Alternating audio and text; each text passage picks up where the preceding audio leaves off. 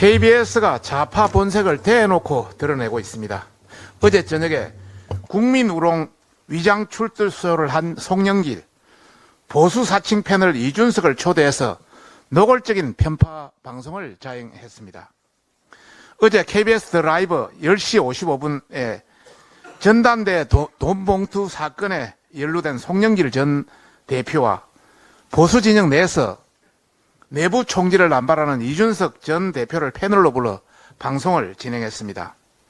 차마 눈을 뜨고 볼 수 없는 국민 기만 쇼를 국민들이 지켜보도록 KBS가 의도적으로 기획한 것으로밖에 볼 수 없습니다.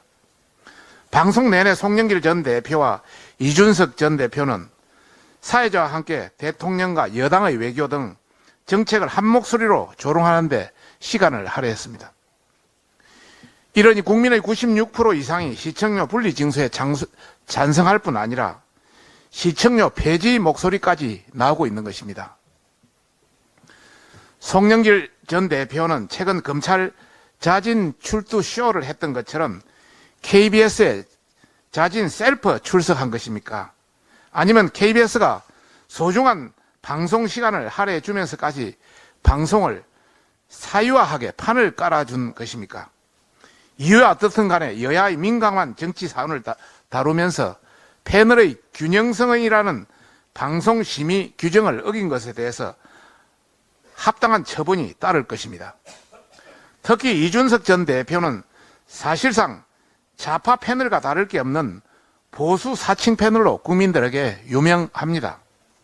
어제 방송에서도 회색지대 패널로서 충실하게 국민의힘은 죽은 정당, 군부 정권의 핵이 이상한 정당 등의 발언을 하며 보수 진영을 향해 내부 총질을 남발했습니다.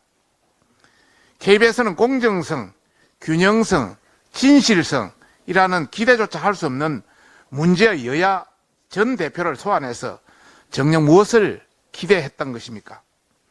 예상했듯이 송영길 전 대표는 후쿠시마 수산물이 마치 수입될 것처럼 왜곡 조작하는 발언을 남발해서 국민을 우롱했으며 이준석 전 대표 또한 송 전 대표와 담합해서 여당과 정부의 모든 정책을 곡해하고 깎아내리기에 바빴습니다. 그간 진보 80%, 보수 20% 수준을 심각하게 기울어진 KBS의 패널 불균형 문제도 수도 없이 정치권과 국민들이 KBS를 규탄했음에도 반성은커녕 더 노골적으로 편파 왜곡 방송, 조작 방송을 저지르고 있습니다. 이는 KBS가 국민의 명령으로 수신료 분리 징수가 기정사실화 되자 대놓고 좌파 본색을 드러낸 것이라 볼 수밖에 없습니다. 노영방송 MBC랑 다를 게 하나도 없습니다. 민노총 언론노조가 장악한 현 KBS 체제를 영구히 할 수 없게 되자 방송을 인질 삼고 방송을 사유화하고 민노총 공격수의 선봉에 서서 선 것입니다. 앞으로 더 심각한 말도 안 되는 조작 방송을 저지를 것이 불보듯 뻔합니다. KBS에 강력히 경고합니다. 현재 국민의 여론은 분리징수뿐만 아니라 수신료 영구 폐지에 대한 찬성이 압도적으로 높은 상황입니다. 국민의힘은 국민의 뜻을 모아 KBS를 국민께 돌려드릴 것을 약속한 바 있습니다.